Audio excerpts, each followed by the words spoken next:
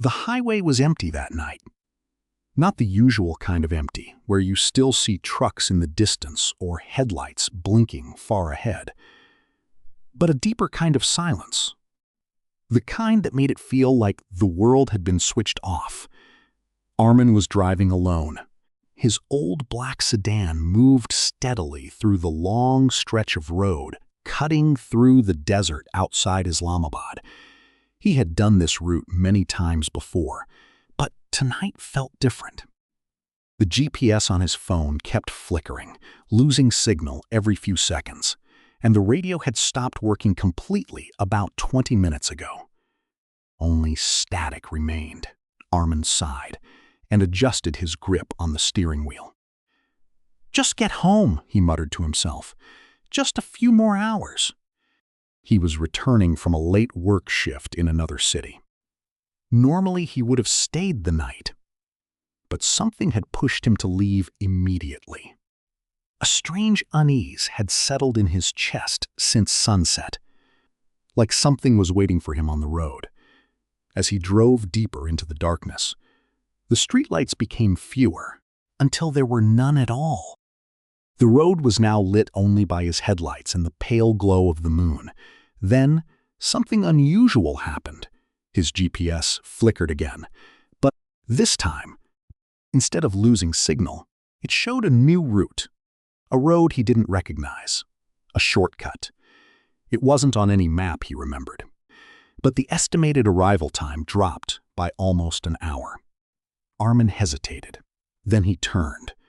Mythical the moment he took the turn, the atmosphere changed. The air outside felt heavier, almost suffocating. The trees on both sides of the road grew taller and closer together, forming a tunnel of darkness. His headlights struggled to pierce through the thick fog that suddenly appeared out of nowhere. "That's weird," Arman said quietly. The GPS voice, which normally sounded neutral and robotic, now had a slight distortion. "Continue straight for 30 kilometers. The voice paused for a second, too long before speaking. "Do not stop." Arman frowned. "What kind of update is this?" He tried switching the GPS off, but the screen froze. The phone became unresponsive, locked on the same route. The road stretched endlessly ahead. No intersections, no exits, no signs, only darkness. After about 15 minutes, Arman noticed something strange in his rearview mirror. A pair of headlights, far behind him. He sighed in relief. At least he wasn't completely alone anymore. But something about those headlights felt off. They didn't move normally. They didn't sway with the road. They stayed perfectly centered, perfectly still, as if the car wasn't moving at all, but still getting closer. Arman pressed the accelerator slightly. The distance remained the same. No matter how fast he went, the other vehicle stayed exactly behind him. Then, suddenly, the headlights disappeared. Just like that. Gone. Arman swallowed hard. "That's impossible," he whispered. A few seconds later, his radio crackled back to life. But instead of static, there was a sound, breathing, slow, deep, right next to his ear. Arman jerked his head toward the radio. "Hello? Who is this?" No response. Then a voice spoke, but it wasn't from the radio anymore. It came from the back seat. "Why did you take the road?" Arman froze. His hands tightened on the wheel. There should not have been anyone in the car. He slowly looked into the rearview mirror. Nothing. Empty seats. But the voice came again, closer this time. "This road was not meant for you." The temperature inside the car dropped suddenly. His breath became visible. The windshield fogged from the inside. Arman slammed the brakes. The car screeched to a stop in the middle of the road. Silence returned too. Much silence. Then, a knock. From the trunk. Mythical escalation. Arman turned around sharply. The trunk. Another knock, louder this time. He stepped out of the car slowly. his legs shaking slightly. The desert around him was completely still, as if the world was holding its breath. He walked to the back of the car. The trunk handle was vibrating slightly. Knock! Knock! Knock! He hesitated, then opened it. Inside was nothing, only darkness. But the darkness felt deep, too deep for a normal trunk, like it had no end. Suddenly, his phone inside the car turned itself on, even though it had been frozen before. A message appeared on the screen. "Don't look back." Arman felt his heart hammer in his chest. Okay, this isn't real," he said to himself. "I'm just tired." Then he heard footsteps behind him, slow dragging. On the road, Arman slowly turned anyway. Nothing. The road was empty, but the sound continued. Closer now, much closer. Then suddenly, his car headlights flickered back on, and in that flash of light, he saw it.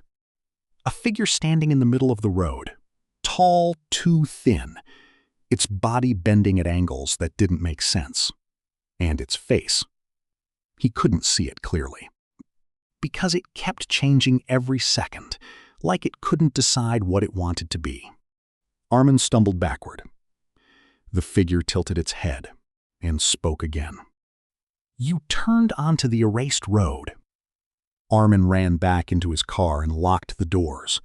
The engine refused to start. The figure was now closer than before. Its hand pressed against the windshield. And the glass began to frost from the inside. Letters started forming on the glass. Not scratches, not cracks, words. "You have been recorded." Ending Arman didn't know what to do anymore. His breath was shallow. His mind was breaking between logic and fear. Then, suddenly, the GPS turned on again. But this time, it showed something different. Not directions, a countdown. 3 minutes. Arman stared at it. "What does that mean?" he shouted. The voice returned, calm. Too calm. Completion of observation cycle. The figure outside began to step backward, slowly, as if satisfied. Arman watched in confusion. The countdown continued. 02:01. 30? The figure began dissolving into static, like it was made of broken signal. Arman realized something horrifying. This was not a road. It was a scan, a test. Something was watching drivers who took this route, studying them, recording reactions, collecting fear. The countdown hit. 00. 10. Arman closed his eyes. 05. The car shook violently. So too, a loud electronic hum filled the air. Silence. Then, everything stopped. When Arman opened his eyes, he was back on the original highway. The normal one, streetlights, other cars, no fog, no strange trees, no figure. He was driving again like nothing had happened. His GPS was normal. His radio worked. But on the screen of his phone, one final message appeared before it died completely. Subject successfully recorded. Resetting road. Arman never spoke about that night again. But sometimes, when he drives alone after midnight, his GPS randomly suggests a shortcut, and every time it does, he feels a familiar fear in his chest, because deep down he knows.